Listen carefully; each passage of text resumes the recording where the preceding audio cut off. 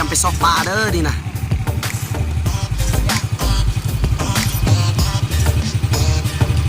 สายน้ำอยู่ลุ่มบุ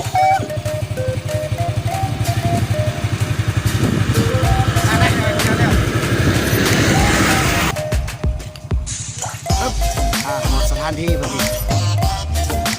วันนี้สัญญาณลงไปน้ำกันนี้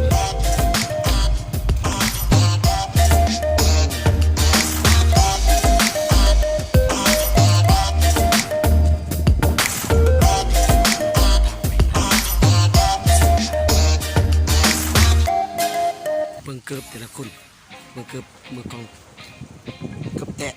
บานเฮาใส่ทุนใส่ดีตอนนี้ก็ถือว่ามาถึงกันแล้วก็สถานที่วอนไปซอกป่าเนาะตอนนี้ก็ถือว่าอยู่ในน้ำที่แสนอบอุ่นบ้านเฮานั่นเอง Sorry, it's DJ.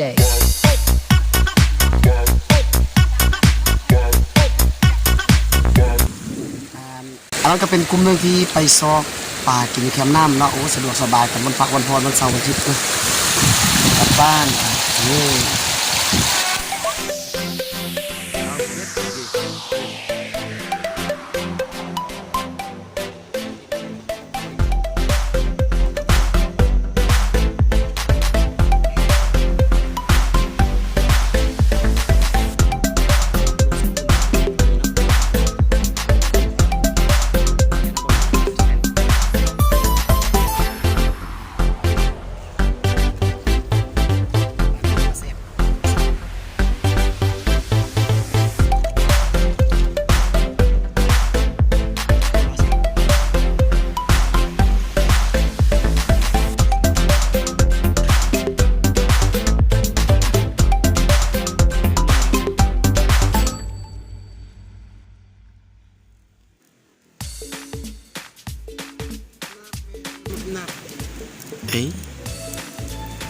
ว่าภาษากมุป้นภาษาเราลุ่มอำไปส้นเลยอีก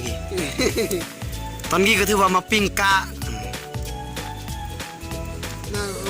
มาการปลาอันนี้เด้อเจ้าของผู้สอกปลาอันดับหนึ่งเมืองพุทธไซ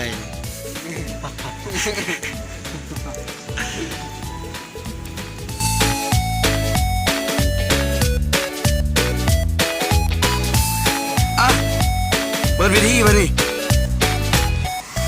ปลาธรรมชาติ